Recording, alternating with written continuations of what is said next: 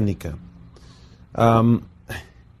Este tema es un poquito delicado, pero muy serio, muy importante. Mire,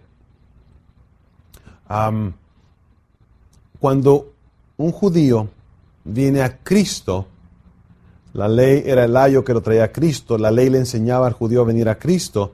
Cuando el judío viene a la realización de que Jesús es el Mesías, y el judío entiende que Cristo es Dios, y pone su fe en Jesucristo y obtiene salvación, ahora, ¿qué hace?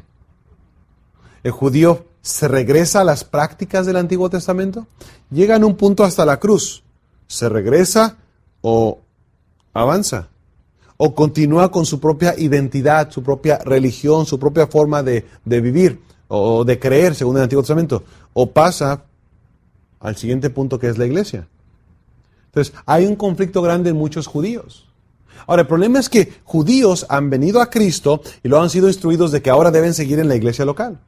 El problema es que entran a una iglesia gentil, las iglesias locales, que no tienen idea de cómo tratar con el judío o cómo enseñar al judío.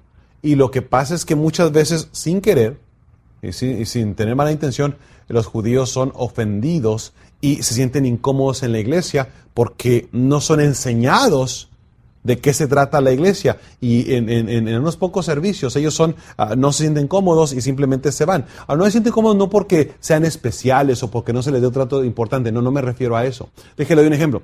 Estuvimos en una iglesia y llevamos a una familia de judíos a la iglesia. Es la primera vez que ellos iban a la iglesia. Judíos aceptaron ir y fuimos. Trabajamos con ellos, pero fueron esa vez. El pastor comenzó su predicación y dio el texto del Antiguo Testamento, todo bien. Y en su declaración inicial, el pastor dijo esto. Dijo, a mí me gusta en la Biblia, me gusta Esaú. Dijo, a mí no me gusta Jacob. Dijo, a mí me gusta Esaú. Esaú era un hombre valiente. Esaú era un hombre cazador. Esaú andaba ya con las fieras, andaba en el campo. Dice, a mí no me gusta Jacob. Jacob era un poco, suave, por decirlo de una manera más. Dice, Jacob era un hombre que le gustaba estar en la casa cocinando con mamá. Entonces, los comentarios que hizo, pues está hablando acerca del antepasado de estos judíos acá, pues los judíos obviamente no les gustó mucho. Ahora, el comentario que hace el pastor no es para tanto, ¿verdad? O sea, no es para ofender a nadie, pero el judío no sabe. El judío viene por primera vez a la iglesia y él no sabe qué esperar. Y espera que están diciendo alguien desde el púlpito que Jacob era amanerado, o que era, disculpen la expresión, pero que era muy suave, y su hermano Esaú era fiero. Entonces hay un problema. Hay una hermanita judía, nacida en Israel, israelí, que está trabajando ahora aquí en Estados Unidos para una oficina, y una oficina cristiana, y la conocimos, tratamos con ella. Ella está yendo a una iglesia bautista. Y ella nos dijo, a mi esposa y a mí, nos dijo con cierta amargura y con tristeza, nos dijo, dice, yo tengo que ir a la iglesia bautista porque no hay donde más ir, pero el pastor cada vez que puede nos ofende. Lo que pasa es que no hay un cuidado en saber cómo tratar con el judío. ¿Es especial? No es especial, pero hay que saber cómo decir las cosas. Hay que saber cómo tratar con ellos. Y bueno, el asunto es que judíos vienen a la iglesia y resulta un shock. En algunas iglesias son odiados, ese judío, sí, esos que mataron a Jesús, y siente el judío rechazo, obviamente. En otra iglesia son, los judíos, mire, pónganse de pie, mire, estos son judíos. Y se hace una fiesta, además un escándalo exagerado, que también pone incómodo al judío. Y la iglesia no debe ser incómoda para nadie. Y la iglesia no debe ser menospreciadora de nadie. Y ese ha sido el problema. Entonces, lo que ha sucedido con judíos históricamente es que han dejado la iglesia y han establecido sinagogas mesiánicas. Ellos pretenden tener todo el Antiguo Testamento, seguir practicándolo, pero agregando a Jesús. Y hay un problema muy serio con eso. Y vamos a estudiar un poquito acerca de esto en esta mañana y en otras sesiones, en esta tarde, perdón. Número 1, ¿por qué la iglesia local? ¿Por qué la iglesia local? Bueno, primeramente porque la iglesia es obra divina. Recuerde usted que la iglesia no la inventó un hombre que estaba aburrido y no tenía nada que hacer. La iglesia es obra divina. Vaya por favor a Mateo 16. Y estos son algunos versículos que usted ya conoce, pero que no le hace daño que lo recordemos. Mateo 16, por favor, versículo 18. Mateo 16, 18. Aquí dice el Señor Jesucristo, le dice a Pedro, yo también te digo que tú eres Pedro, y sobre esta roca edificaré mi iglesia, y las puertas del Hades no prevalecerán contra ella. Aquí estaba hablando el Señor Jesús con sus apóstoles. Jesús le pregunta, ¿quién dicen los hombres que soy yo? Y ellos le contestan, bueno, unos dicen que eres Elías, otros dicen que eres Juan el Bautista, otros dicen que eres Jeremías o un profeta. Y él dijo, ¿y ustedes qué creen? Ustedes que están conmigo, ¿ustedes qué creen que soy yo? Y Pedro se levanta y dice, tú eres el Mesías, tú eres el ungido de Dios, tú eres el Cristo. El Cristo es ungido, el Mesías. Es la palabra griega Christos, que tiene equivalente significado a Mesías en cuanto a ungido. No Mesías porque no es exactamente lo mismo un idioma con otro, pero el ungido, el Cristo, el Hijo del Dios viviente. Y Jesús le contesta, el versículo que leímos, y le dice, yo también te digo que tú eres Pedro, y sobre esta roca edificaré mi iglesia. Cristo promete edificar la iglesia, no sobre Pedro, quien es una piedra pequeña, Petros, sino sobre la roca de la declaración que Pedro acaba de hacer, que Jesús es el Mesías, el Hijo de Dios, Dios mismo, aquí en la tierra. Dice Jesús, sobre esta declaración que acaba de hacer, voy a edificar mi iglesia. Pero qué interesante. Jesús está profetizando al judío, al pueblo judío, que va a edificar una iglesia. Obviamente está aquí en tiempo futuro, dice edificaré. No la está edificando ahora mismo, ahí en ese tiempo, sino la va a edificar en el futuro, lo que está diciendo acá. Vea, por favor, a 1 Corintios 3, hermanos, por favor. 1 Corintios capítulo 3. 1 Corintios 3, por favor, versículos 6 al 9.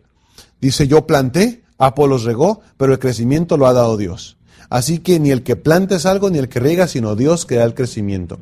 Y el que planta y el que riega, dice versículo 8, son una misma cosa, aunque cada uno recibirá su recompensa conforme a su labor. Porque nosotros somos colaboradores de Dios y vosotros sois labranza de Dios, edificio de Dios. El edificio de Dios son todos los salvos, colectivos juntos en una iglesia local. ¿Por qué la iglesia? Bueno, porque la iglesia es obra divina, la hizo Dios. ¿Cuándo nació la iglesia? Ahora, no voy a entrar en polémica aquí, yo no sé qué es lo que usted cree. Pero déjele enseño esto. Hay dos posturas principales en cuanto a el nacimiento de la iglesia. Mucha gente enseña que la iglesia nació en Hechos capítulo 2. Bueno, ese es un error muy grande porque Hechos capítulo 2 en su mismo contexto enseña que 3,000 personas fueron agregadas aquel día a algo que ya existía. Dice que fueron 3,000 personas agregadas, entonces quiere decir que ya existía la iglesia y los 3,000 salvos y bautizados simplemente se agregaron a lo que ya existía, entonces la iglesia ya existía desde antes. Si usted ve Hechos capítulo 1, versículo 15, ahí nos enseña que la iglesia, los 120 ya estaban reunidos, nos dice cuántos eran 120 números, estaban congregados y estaban orando y estaban reunidos ya. Antes de Hechos 2, ya había una reunión regular de iglesias. Jesús cuando se apareció en medio de sus discípulos, no solamente apóstoles, pero discípulos, seguidores. Los apóstoles eran solamente 11, después de que Judas se fue y se ahorcó. Quedaron 11 apóstoles, pero la Biblia menciona discípulos. Jesús se apareció el mismo día que resucitó, el domingo por la tarde, y los discípulos estaban reunidos. 8 días después estaban reunidos, ahora con Tomás en medio de ellos. Entonces la iglesia no nació en Hechos 2, la iglesia ya existía para Hechos 2. Ahora, hay otra postura que enseña que la iglesia nació en los días de Cristo.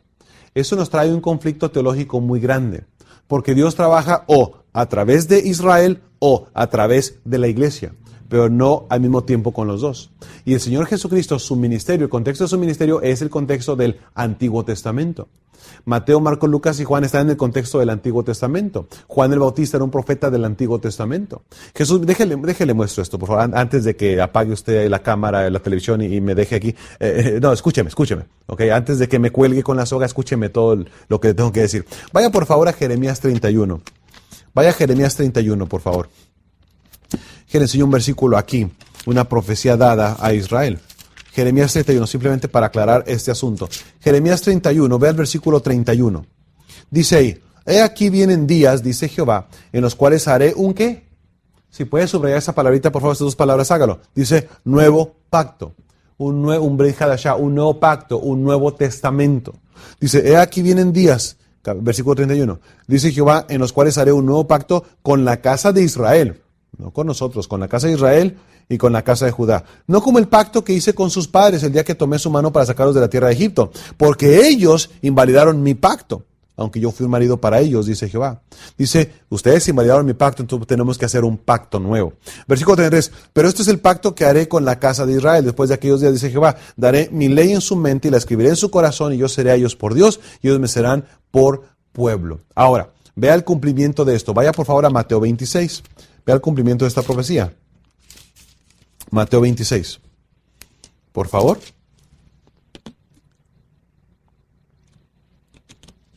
Vea por favor el versículo, versículo 26, por favor. Mateo 26, 26. Dice, y mientras comían, esto es la celebración de la Pascua del Señor Jesús en esta tierra por última vez, esta misma noche Él estableció la cena del Señor, miércoles por la noche. Dice, y mientras comían, tomó Jesús el pan y bendijo, y lo partió y dio a sus discípulos y dijo, tomad, comed, esto es mi cuerpo. Y tomando la copa y habiendo dado gracia, les dio diciendo, bebed de ella a todos. Ahora, entendemos que estos elementos del pan y de la copa, hablando del jugo de uva, son elementos simbólicos de su cuerpo y de su sangre, ¿ok?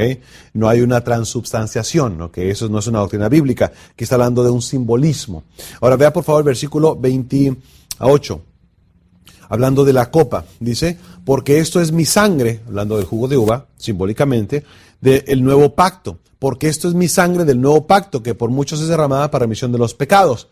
Está hablando acerca del día de mañana, eso fue el miércoles de la noche. El jueves en la mañana, Jesús ya estaba a las 9 de la mañana crucificado y estaba ya vertiendo su sangre. Y aquí nos enseña, al establecer la cena del Señor, que esta copa de jugo de uva es su sangre del Nuevo Testamento, del nuevo pacto que Él había prometido. ¿Dónde comienza el nuevo pacto? ¿Dónde comienza el Nuevo Testamento? En la cruz de Cristo, en el derramamiento de su sangre. Entonces, en la cruz de Cristo hacia atrás, todo es Antiguo Testamento.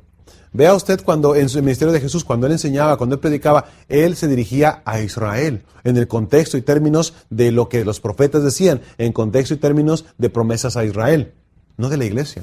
Él prometió edificar una iglesia en el futuro, y sobre esta roca edificaré en el futuro, pero no en sus días.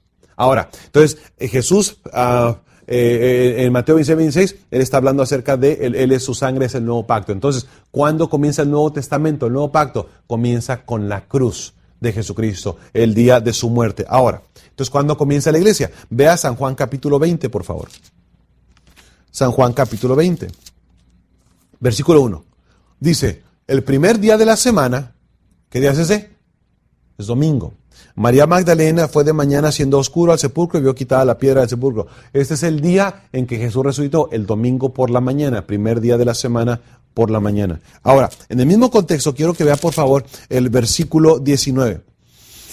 Juan 20, 19. Cuando llegó la noche de aquel mismo día, el primero de la semana, estando las puertas cerradas en el lugar donde los discípulos estaban reunidos por miedo de los judíos, vino Jesús y puesto en medio de ellos les dijo, paz a vosotros. Ve ahí, fue el mismo domingo que Jesús resucitó por la noche. El mismo domingo por la noche estaban reunidos sus discípulos, no los apóstoles, no nada más había 11, había más de 11. Unos eran los apóstoles y otros eran los discípulos. Discípulo es un seguidor. Versículo 20. Y cuando les hubo dicho esto, les mostró las manos y el costado, y los discípulos se regocijaban viendo al Señor. Versículo 21. Entonces Jesús les dijo otra vez, paz a vosotros. Como me envió el Padre, así también yo os envío. Y habiendo dicho esto, sopló y les dijo, recibid el Espíritu Santo. Escuche bien. En este momento, el domingo por la noche del día que Jesús resucitó, Él sopló sobre los creyentes, los discípulos, y ellos recibieron por primera vez, para morar dentro de ellos permanentemente, el Espíritu Santo. Antes de esto, en los días del ministerio terrenal de Jesús, la única persona que tenía el Espíritu Santo dentro de Él era el Señor Jesucristo. Los discípulos y los apóstoles no lo tenían. En el Antiguo Testamento el Espíritu Santo venía sobre alguna persona temporalmente, por algunas horas, por algunos minutos, y luego se iba de él.